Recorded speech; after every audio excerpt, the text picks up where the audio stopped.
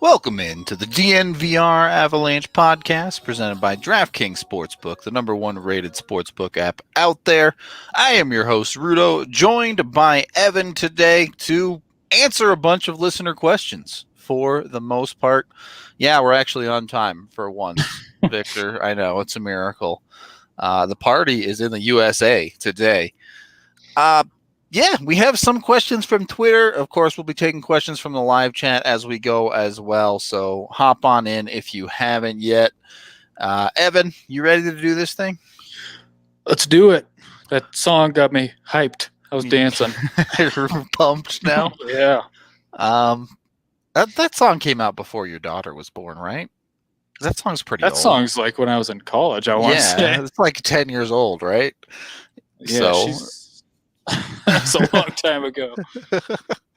All right. Anyway, we're going to start with a question directly in your wheelhouse, Evan.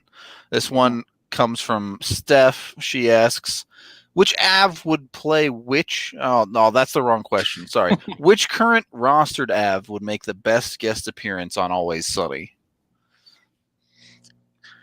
I mean, I feel like there's not a real psychopath on the Avs team to fit in on that show. I mean, the only guy I could really think of is just maybe Ian Cole. Yeah. Seems like he could probably put him back, and he's got like 3 teeth. So, yeah, I mean, I think he'd probably fit in the best. Yeah, they're too normal for the most part. Yeah. That's kind of hard to say. No, they don't have anyone crazy left over. No. All right. Well, we can tie that in then to this question from Vitor, who asks top 3 Avs enforcers of all time, because they might fit on Always Sunny a little bit better. Yep. I mean, Scott Parker. You probably just got to throw him out there. Parker's number 1 has to be Rawal, maybe. I'm thinking like Jeff Odgers. Yeah, that's a good one. I guess it depends. Chris Simon was a good player at the same time as being, I mean, I wouldn't say he was a really good player, but he was decent enough and he could hold his own. Whoa, why is Rudo so sexy? That's a good question. With this mane, nobody knows the answer to that question. Yeah, I mean, I guess we're talking pure fighting, Peter Worrell, but I don't really remember him fight. He wasn't on the Avs long enough for me to even like. It's true. Remember, I just remember his helmet like just sitting on top of his head. I knew someone would say this, but McLeod was a terrible fighter. Like, he would fight, but he didn't win many. Yeah, the Avs. It's been a while. Well, Bordelot was decent at fighting. I guess. I mean, he was big enough where if he landed a punch, it would do some damage. Yeah. Yeah. Scott Parker. I would say Jeff Odgers probably in there. Dingman was decent. Yeah, that's a good call. Dingman's a good call. Yeah. I guess they have had some decent ones. It's just been a while. All right. Claude Lemieux, an enforcer, technically. Yeah, not really. He's not a fighter. He just was a pest. Lappy was okay. You could make a case for Lappy, probably. Mm-hmm. Henry asked, do you think the Avs will be dark horse contenders for the Stanley Cup in the next season, their 25th anniversary? I think they'll be more than dark horses. Yeah.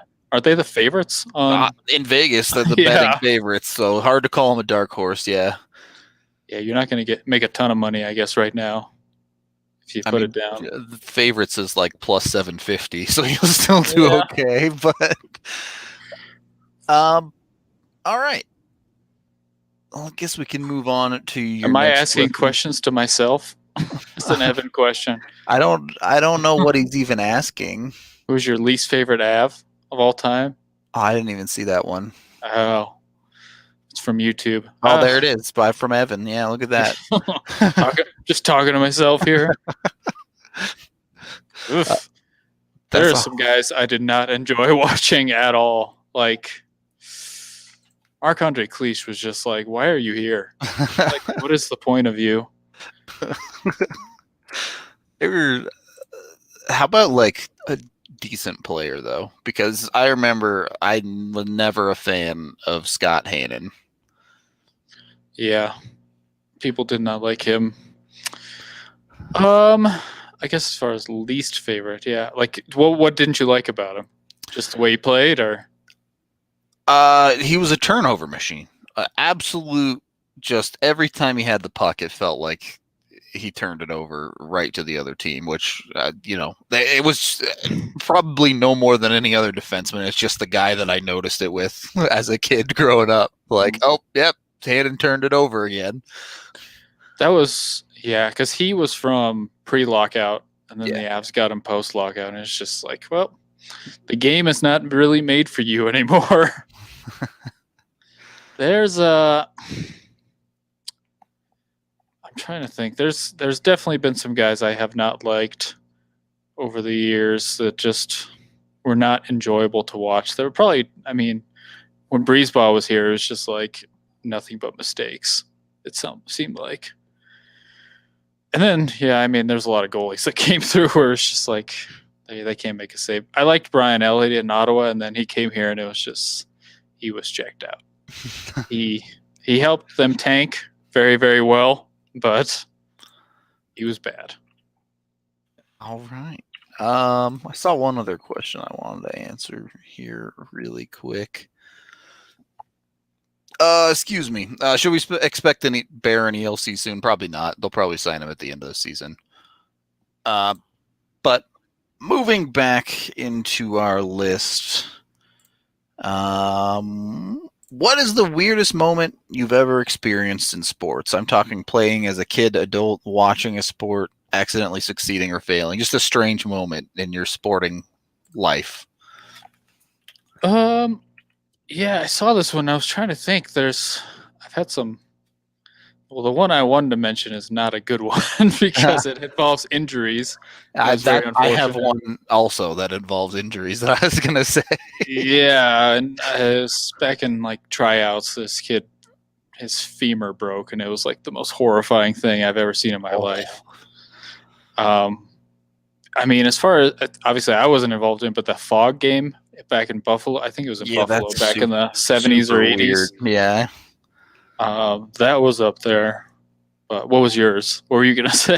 That was a personal one. Well, there's two. I also saw a kid get not his femur, but his tibia shattered by a catcher in baseball. And then I had one personally that happened to me where the elementary school I went to had this big like gravel pit essentially that everyone always played soccer in, but it was just like recess, so there were like always 6-7 soccer balls on the field or whatever. And I got my first concussion there by like playing soccer, and some kid behind me kicked a soccer ball and it just torpedoed right into the back of my head. And I stayed on my feet, but like everything went dark for a couple seconds, and it was a super surreal experience to like when my lights came back on and everyone on the pit was like in a different spot than where they were before, and I was like, what the hell just happened? Jeez. Yeah, concussions. I got a concussion in a game back in high school, and I remember like back then, obviously it was way different. No one was stopping me from playing. Like there's no way I should have kept playing, but I did. And then I remember after the game getting a concussion test from like the doctor, and he's like, "Who's the president?" And I just named some kid's dad on the team. Amazing. And they're like, "Yeah, I think you have a concussion."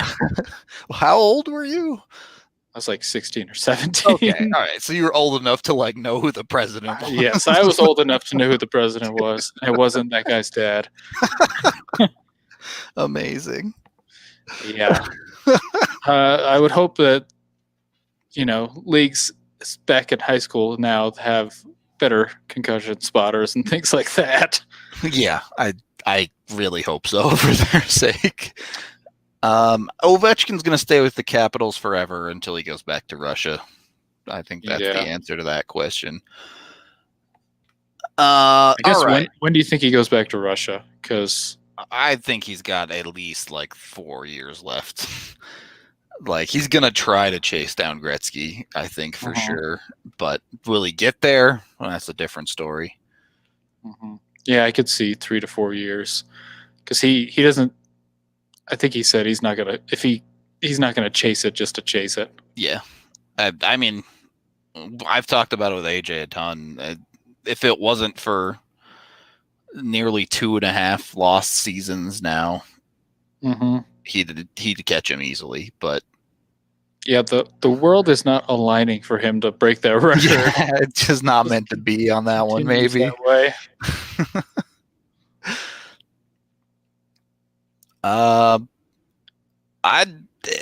Trevor, who asks, is next year the young D-man in the league all vie for the Norris? I'm going to say no. Makar might, but at the end of the year, like the Norris is, and many NHL awards, to be fair, are built on pedigree to a lot. Like, it's not uncommon that they just award the Norris as like a career achievement award to people. Mm-hmm. It'll probably be a few years before those guys get in. It's probably getting to about the time where Seth Jones is going to start getting in there. Yeah, but that's a good call. With Makar and like Heiskanen and those guys, it'll probably be a few more years, just the way things are going. You got, when did Hedman win his first one? The last couple of years?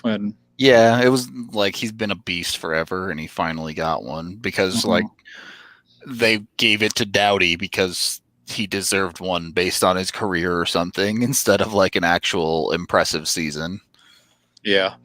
So, yeah, I mean, I think Seth Jones will probably be the next one in here, and then we just got to wait a few years just because that's how voters work with the Norris. Yeah. Yeah, I do think Hedman will win more as well, probably, but have to wait and see. We can take our first period break there as it's time to acknowledge Breckenridge Brewery, the official beer of DNVR. You can get 8 different beers on tap down at the bar, or go down to the Source, the farmhouse in Littleton, and get dozens of different flavors, or of course keep it local to you and use the Breck Beer Locator to find their beer in a liquor store near you. Obviously, they're amazing stuff. I got their agave wheat shirt on right now, repping them. Love all of their beers, to be honest. So give them a try today if you haven't. If you have, keep going out and getting your favorite beer from them. They have a flavor for everyone. Second period of the DNVR Avalanche Podcast, presented by DraftKings Sportsbook, the #1 rated sportsbook app out there, answering listener questions. Let's see. All right, let's tackle this one. Let me pull it up. Eddie asks your thoughts on the NHL top 20 wingers list. Off the top of my head, I believe the Avs related section there is Mikko Rantanen was ranked 8th as I bring up the list here. Yeah, so these lists are always just wild. And then the fans lists are just hilarious more than anything. But I think they have Panarin. It goes Panarin, Pasta, Kucherov, top 3. I love Panarin. I'd probably still lean towards Kuch at #1. Just based off of, he didn't have as many points this year, but I still think he's probably the best winger in the game. And here's the list for reference for people watching. Yeah. Yeah. I really like Kucherov as well. It's hard for me to not have him at 1. Honestly, those top 3 are probably all pretty close. I think Ovechkin's the tough one to me because he's an awesome goal scorer, but as he gets older, the rest of his game, playmaking and things like that, he's just not as explosive as he used to be. So he's a little bit tougher to rank to me. I would put Mark Stone higher than where they have him. Yeah, I think I'd probably have Huberdeau higher as well. Yeah. I mean, Huberdeau had in my opinion, a borderline MVP season. I know he didn't get any votes, but like he was so good for Florida last year. And I know Florida was great. AJ pointing out somehow Max Pacioretty made this list. Yeah, and Patrick Laine, after the season he had, if this was a couple of years ago, yeah, but I wouldn't have Patrick Laine there. Yeah, Pacioretty's the weird one. Blake Wheeler seemed to take a step back. Three Jets wingers in a span of 4. Canada. Mm-hmm. JT Miller. Oof. Dude, he got more MVP votes than Huberdeau, so he had an awesome year. I don't know about that though. I mean, Crosby's a center, but I don't know how you put Tarasenko on this list after he was injured all of last year either. But yeah. I saw some Jets fans saying that these are the 3 wrong wingers anyway, that they've had Ehlers higher anyway. I think actually there's probably a good case for that. Mm-hmm. And then I'd have probably Tkachuk a little bit higher as well. Mm-hmm. So yeah, it's well, don't go to the fans list now because I saw Travis Konechny was top 10. we gotta go, man. Yeah, I have to find it. And they had Svech at 6, which loves Svechnikov, but sorry, AJ, I wouldn't have him the 6th best winger in the game right now. NHL Network top 20 wingers. I gotta find the fans list. I can't. It's not like linked. Mm-hmm. Yeah, Tarasenko. That guy hasn't been healthy in a long time. Yeah, right. He's like ready to come back, and they're like, "Oh wait, your shoulder's still broken. You need more surgery." All right. Well, you may have lucked out because I don't think I can find the fan lists. Well, I can tell you, JT Miller is still in the top 20 in that one. I'll try to find it here. If you can find it, go for it. While we look that up, another question from Jesse. How long do you think the current championship window is open? I think as long as McKinnon is here, I mean, they're going to have a core here for a while, so it's going to be open. It's just, to me, it feels like this roster right now might be the most talented, the best combination, I guess, of talent and experience that they're going to have before the cap crunch really kicks in. But the window's still going to be open because they're still going to have McKinnon, they're going to have Rantanen, Makar, all those guys. So it's just going to be a matter of how Sakic works the cap, because it's going to get a lot tougher after this season. Yeah, it becomes very much a question of how do they manage it from here, and depending on that answer, it could be the window's closed when McKinnon signs his next contract. I don't think that's true. It could be the Avs are perennial contenders for the next 5, 6, 7, maybe more years. So, yeah, I still think it is going to be open with McKinnon. It's just going to be a lot harder.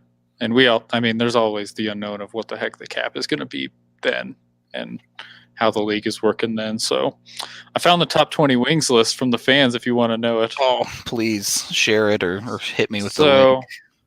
Panarin 1, Kucherov 2, Ovechkin 3, Kane 4, Pasta 5, and then it gets a little weird. Svech 6, Stone 7. So I think they got a little bit better there.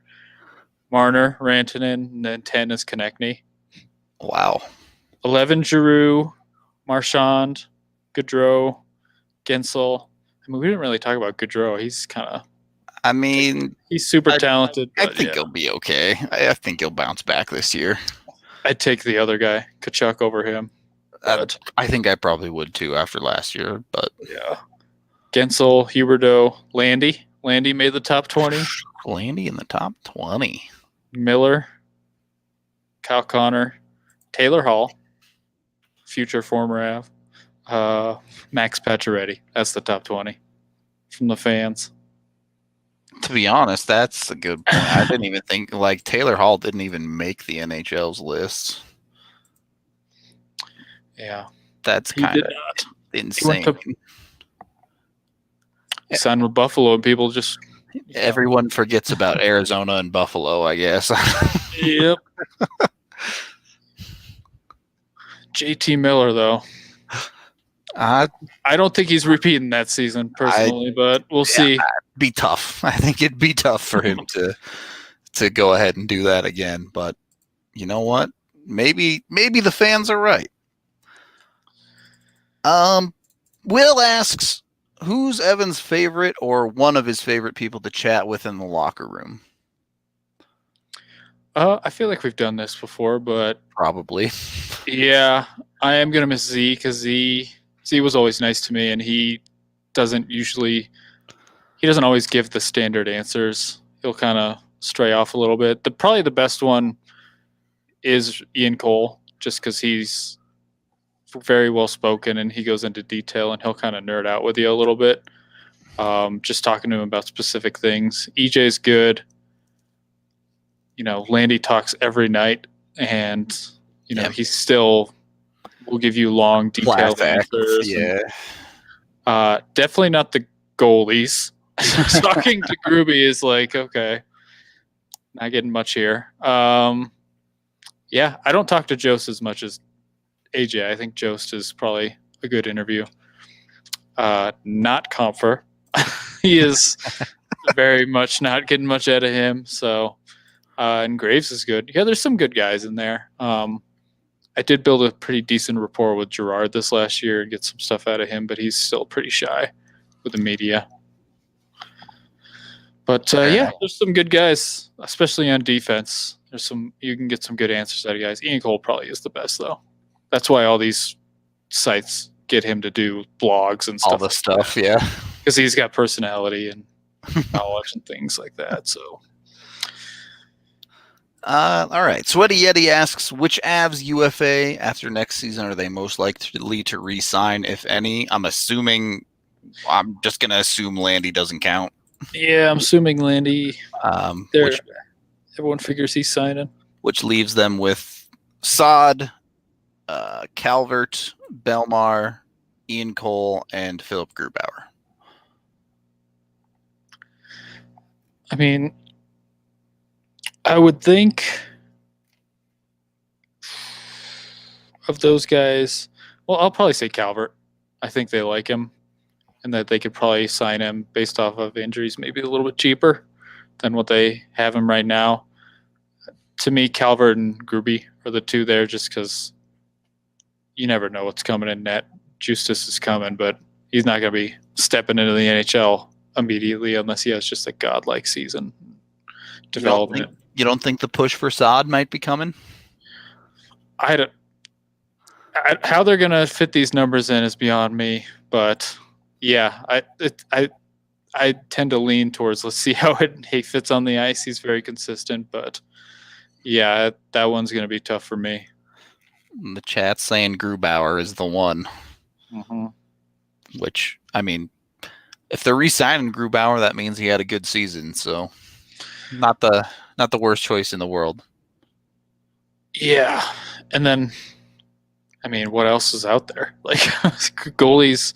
This was a weird goalie market where you're not normally going to see that type of year where there's just a million goalies hitting free agency that can step in. So it's Gruby makes the most sense to me. And like I said, Calvert, I think they could probably get him back cheaper. Here's an interesting question from Oro. They're both of the alternates are relatively locked up, assuming EJ sticks around. We've talked about the whole expansion draft situation with him before, but is there anyone you see that could wear the A for the Avs for a while after EJ, I suppose? Yeah, I mean, the easy answer is Makar, just because he's got a little bit of that background there, but I mean, we're looking at a few years, and if they're talking long term, then that's probably the guy who's going to be around for a long time. Who wore it when everyone was out? I think Kadri wore it. Calvert's worn it in the past. Yeah. I don't think it'll be Rantanen. No. They like to have at least one defenseman usually if they can. Mm-hmm. Yeah, Makar seems like the easy slam dunk answer there. I like it. Not sorry, I can't go too off the board there. I think it's the correct answer, so I wouldn't call it very off center or anything. But I guess the other guy that maybe you could think about is, I don't know. People always look at Comfort as that type of guy. he's signed up long term potentially, but I would lean more towards Makar. Yeah, I even like Byram or somebody maybe. And look at the behind the scenes locker room when nobody's in it. Maybe the leaders are a little bit different. You could talk about someone like Jost, who everyone knows has a super high work ethic or something like that. But for the core of the team, Makar makes a lot of sense. Mm-hmm. Yeah, and I could say Comfer, not a good interview with us. He's definitely a lot more animated with the team than he is with us. So there you go. These guys are definitely a little bit different when we're not around, so it's kind of hard to say. All right. What do you guys think about the idea of trading EJ for buyout purchases similar to the Grubauer-Orpik deal? No need. EJ should just be playing, first of all, if he's willing to waive his NMC for the expansion draft. Otherwise, if he's not willing to waive his NMC, then you could explore a trade, but you could just buy him out at that point. Like, you're saving a significant amount of money by buying him out. Mm-hmm. Where if someone's like, hey, give us a seventh to take that cap hit, sure, whatever. But if it's a significant price, it's probably going to be not worth it for the Avs. Yeah. I mean, I guess we are getting to expansion draft time. Yep. It's closing in here. It's well inside a year now, so. Yeah. But yeah, I mean, I think EJ, I have a feeling he'll waive. I'm not too concerned about all this stuff right now. And as much as we talk about trading him, I think the staff wants him there to use him.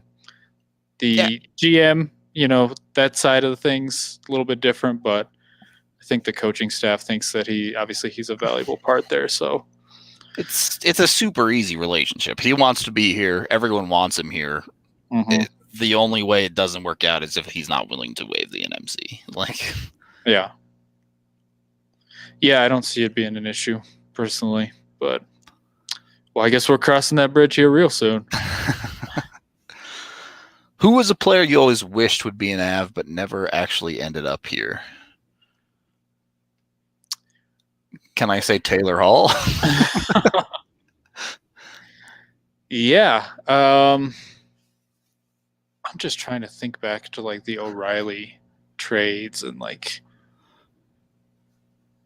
the Duchesne trades where all these names were thrown around.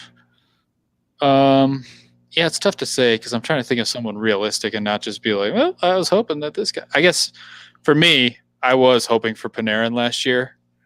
I totally thought he was worth the money, and he definitely has proven to be worth the money. I think that would have been, and still would be awesome to watch, but it just wasn't meant to be. Broadway was too big for him. He had to have that.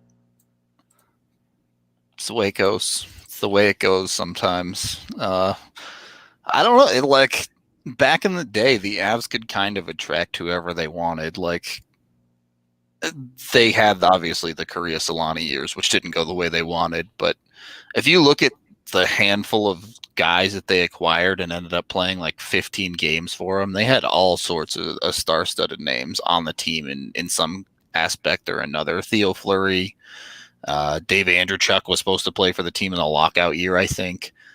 I think Dan Poos was supposed to play for them in the lockout year. Is that what it was? Okay. I think Andrechuk did play for them.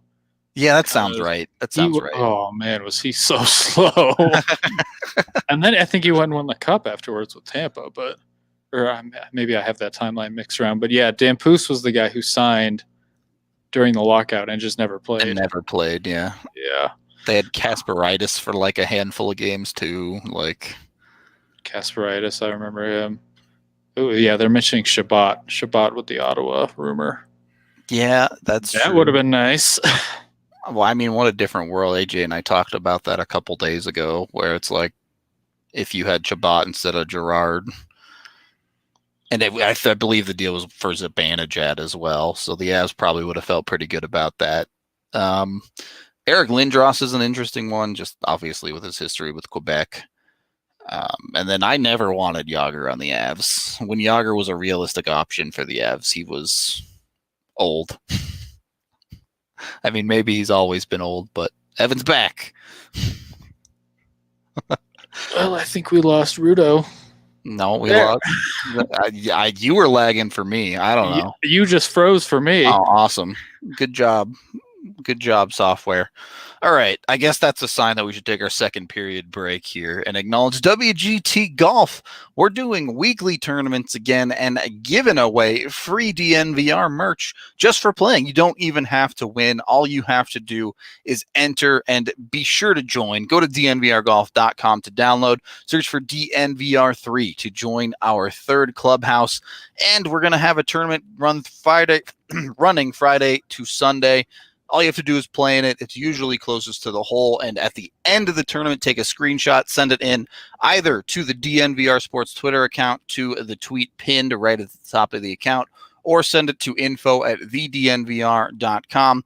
By sending it in, you will enter yourself in a chance to win a bunch of awesome stuff, including a DNVR shirt and mask. So if you haven't gotten in on the action yet, you might as well jump on it now and try to win yourself some free stuff. Again, that's dnvrgolf.com to download. And once you get in, you have to search for DNVR3 to find our third clubhouse and join in on the fun and weekend tournaments. Third period of the DNVR Avalanche Podcast, presented by DraftKings Sportsbook, with Rudo and Evan answering your questions. Evan, you have a young daughter, so Do Not Feed the Octopus asks, top 5 Disney movies. Well, I thought I'd do some research on this, and then you Google Disney movies, and there's 6 billion of them. So I guess we got to go. Are we talking animated, or are we talking live action, or all together? I'll allow anything you want. So I will throw Mighty Ducks in there. It's not particularly a accurate movie, but it is an enjoyable movie. I will say I have seen Moana at least 6,000 times in the last year, and I do enjoy it. I'll put that in there. Younger me would have said Lion King, but I can't even watch that movie anymore just with the sadness of it. There's too many Disney movies that are just too sad. Like, there's always a really depressing moment in there that you can't get past. Like, Up, the first 10 minutes are just brutal. Yeah. Coco, another sad one. That's a good one. You ever seen that one? I've never seen Coco. Coco's good. Toy Story, got to go classic. Toy Story 1. Yeah, Toy Story 1. Best that they 2 was good. 2 was okay, and then they really started milking it after that. But I haven't seen the 4th one. I was going through these lists, and I saw some real classic names. Remember the Titans? That's a good one. That's a good one. Not Angels in the Outfield. I liked Angels in the Outfield as a kid. It's definitely not a top 5 Disney movie, but I liked it. Yeah, and then are we talking Disney Channel movies here and here too? We gotta go Brink, Brink and stuff. Hell yeah. And I'm going through here. 101 Dalmatians. Nah, that doesn't make the top 5. The Santa Claus. I'm gonna go with a no on that one. Well. I don't know why Jungle the Jungle popped up. George of the Jungle? No, Jungle the Jungle, where Tim Allen has a kid who grew up in the jungle or something like that, and then he brings him to New York. Yeah, I don't know that movie at all. Yeah, you need to, culture yourself there. That's a good one. Hocus Pocus, good call there, Victor. Hocus Pocus. Is Miracle a Disney movie? I didn't see that pop up there. Is it? I don't know. I don't know if it technically is a Disney movie. Oh, it is. All right, that's probably making the top 5 then. National Treasure. Those are Disney movies? National Treasure is so overrated. He's again, a fun movie, but people idolize that movie, and I don't understand it. Well, it's because it's Nicolas Cage. That's why people idolize that movie. He has so many bad movies. I know. We're gonna steal the Declaration of Independence again. All of the Pirates of the Caribbean movies I've not seen. I don't think I've seen any of those movies. I saw the first two, I think. You can't forget the Lizzie McGuire movie. There was a Lizzie McGuire movie? Yeah, Hannah Montana. There you go. Just right on. I was more of an Even Stevens kid, all right? Ooh, yeah. Bedtime Stories is a good Adam Sandler Disney movie, actually. Never seen that one either. There's so many. I mean, I believe it. there's just too many on this list. Xenon Girl of the Future. Didn't that come up when we were talking? Xenon. Yeah, Xenon's legit. Don't even talk it. What's the Future House one? Safe. I know what you're talking about. Where the house turns on them. Yeah, the evil house of the house is Peggy Bundy, and it turns on them. Yep, exactly. I'm not a big Frozen guy. I've said something controversial that AJ disagreed with. That I think the Frozen 2 soundtrack is better than the Frozen 1 soundtrack. We're just he disagreed with. We're getting on AJ's bad side with these Disney takes. Smart House, thank you, AJ. Yeah. Frankenweenie? No, I watched that. But I turned on that movie the other day and it was depressing. I turned it off. Same reason I can't watch The Land Before Time anymore. I just can't watch these depressing moments in movies, even though I'm a grown ass man. It seems like they get harder as you get older. Because you're not really thinking about it when you're a kid. As a kid, you're like, what? Pretty colors. Yep, dinosaurs. Never saw Bolt. Bolt. That has Hannah Montana in it, right? The dog movie. Is Homeward Bound Disney? Probably not. Yeah, it is. It is. That came out there. I loved Homeward Bound. Peter. That's another movie I've not seen in a long time. Ooh, there was some. Milo and Otis was a movie I used to watch as a kid. It was like about a pug and a cat that floated away for some reason, like in a river.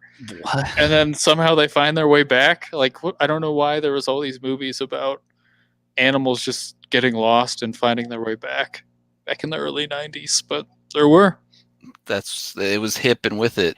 See, the best Wizard of Oz remake is the sci-fi one with Zooey Deschanel, in my opinion, which is a super weird take, I know, but I did see one on the. Did you ever see Rocket Man? I've never even heard of Rocket Man. With Harlan Williams, who's in Half Baked, feeding a horse beans or something like that. No, I've never heard of that.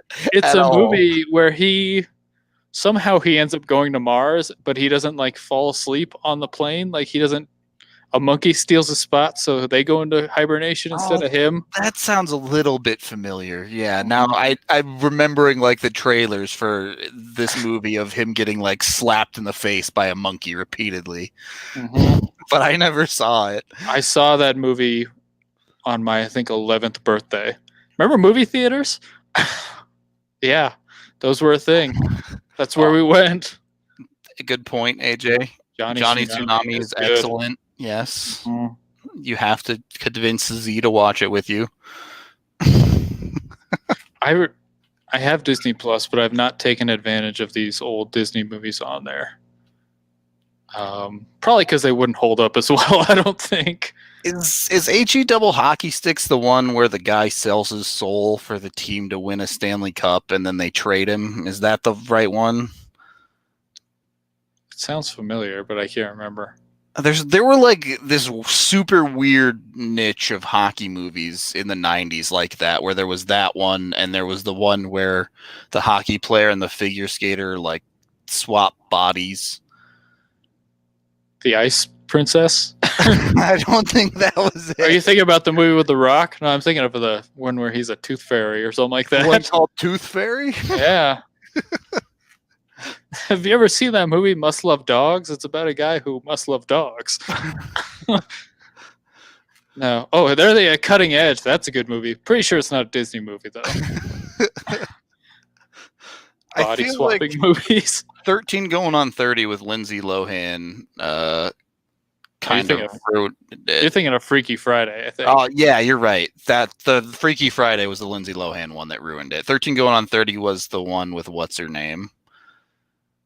Not Jennifer Lindsay Garner. Lohan. Yeah. There's way too many of those movies. You can tell. We've talked about this more than any hockey stuff. This is a good conversation. There's just too many Disney movies. Like it's just the list goes on and on and on. Like I watched Monsters Inc. I'd never seen that movie. That's a great movie. Oh yeah, Monsters Inc. 1 was excellent. Mm-hmm. Parent Trap. No, that's just twins, aren't they? They're not swapping bodies. They're just swapping places. Different. What about Face Off? Is that a body swap? It's not a Disney movie. John Travolta up in here. Okay. How do we get back on? We don't. We go to our next off-topic question, which is Mario Kart 64 or Diddy Kong Racing? I never played Diddy Kong. Oh, you missed out. I did almost miss a job interview in college by playing Mario Kart with my roommates, though, because it was too intense. I couldn't leave. The person asking the question says Diddy Kong Racing is the GOAT.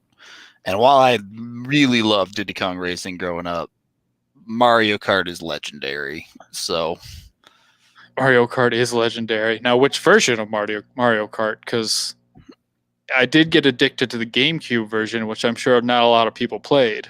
Which version? Like, there's like 4 that come out on every console. I guess, yeah, but I have not. I haven't played the new one. I don't have a Switch, so I don't know how different that is. But yeah, Mario Kart's still the. I mean, there's like 8 of them now, and that doesn't even include Double Dash. Yeah, I never played Diddy Kong. What other racing game? Was there a Simpsons racing game too? Well, there was Hit and Run. Which was like Crazy Taxi, basically, combined with Grand Theft Auto for children. Oof. But it was super fun. Hit and Run, and they had a second one, too. In the same vein. I forget, but... Yeah. Played a lot of Need for Speed games as a kid, but those are very different than Mario Kart and things like that. They're still, like, racing, but yeah, you're right. Yeah, but you're not shooting... green shells and banana peels at people. I don't think. I don't remember. I don't remember any green shells. Yeah. Yeah. So what's the difference between Diddy Kong and Mario Kart Racing?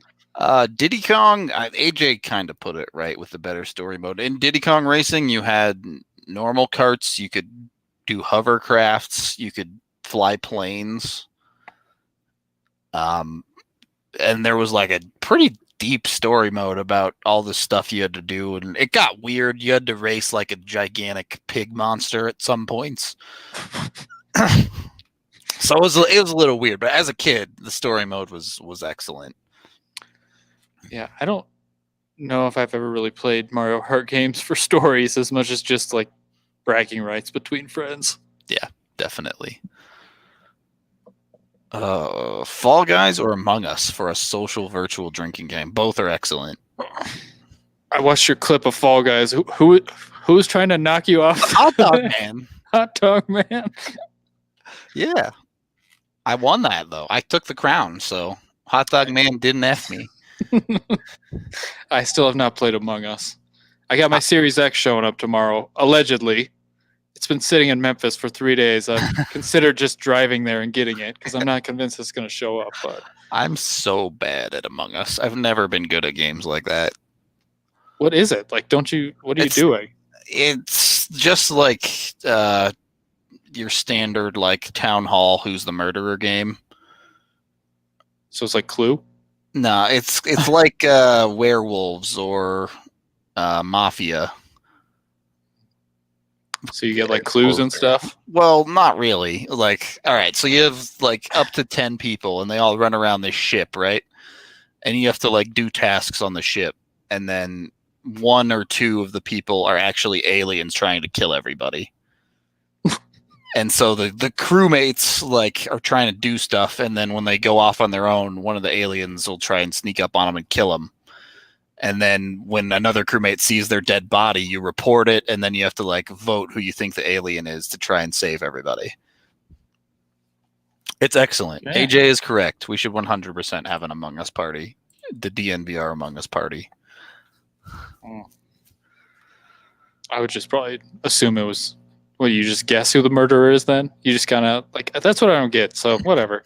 Well, I'll have to watch you guys play it. Yeah, I mean, a lot of the time people just end up guessing and are wrong and space their crewmates and lose the game. So you're not that wrong. Yeah. Well, we should definitely do Rocket League again. I know that. Backflip For sure. More Rocket League, always wise. The last question comes from me. Oh. Just to finish us off with an Avs question.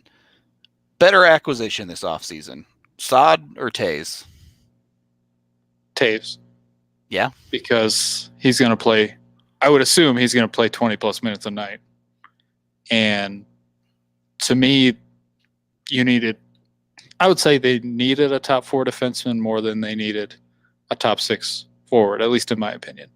So that's kind of the way I look at it, is that Taves is going to be, I would say, more valuable in this coming season than Saad. Not that obviously Saad's going to be good, and he's been very consistent his entire career, but anytime you can basically just add a 20-plus minute a night defenseman without giving up a roster player, then you're not going to be able to do that in a cap league very often. Very, very true. Defensemen have been at a premium in the league for the entire modern era, basically. So I don't know if I disagree. I really like the Saad move, especially the value I think they got on it. Even you as the Z fanboy were like, yep, that trade value is pretty good. Yeah, well, when Z wins the Norris this year, we're all going to look like idiots. Okay. He's 25. That means he's allowed to get voted. That's how these voters work. He's old enough. Yeah. All right. No, well, I like the Saad pickup too, but yeah, Sakic killed it either way. Like, those are both 2 awesome trades. You know what you can do in less than 20 minutes, Evan? Oh boy, where are we going with this? No, I don't. If you're inside Ball Arena, you may want to quickly trim your sack with Manscaped and their amazing products. Manscaped.com. Use DNVR20 to get 20% off on their Perfect Package 3.0, which includes a trimmer and a bunch of other products as well. You can also go buy their underwear, which my wife raves about, says they're the most comfortable thing she's ever worn in the world. Either way, head on over to Manscaped. Get some of their awesome products. I would hope it takes under 20 minutes to do this. If it's taken longer, then I think there's some problems going on. It's been too long. All right, you have a whole regimen, all right? You have to trim it, and then you have to put on the toner, and then you have the anti-chafe deodorant, all right? There's a whole lot going on there. It's a process. You got to make sure Ball Arena is looking high and tight, okay? Okay. Yeah. You can't enter Ball Arena without clean balls, I guess. Confirmed. On that note, we're going to wrap up the show today. Thank you, everyone, for watching, listening, however you consumed, and submitting your questions. Always very appreciated. We'll be back tomorrow talking about some stuff and things. I think it'll be me and Evan again, but AJ likes to hang out in the chat, apparently, so maybe you'll hear from him too. But other than that, thanks again, and we will catch all of you guys tomorrow.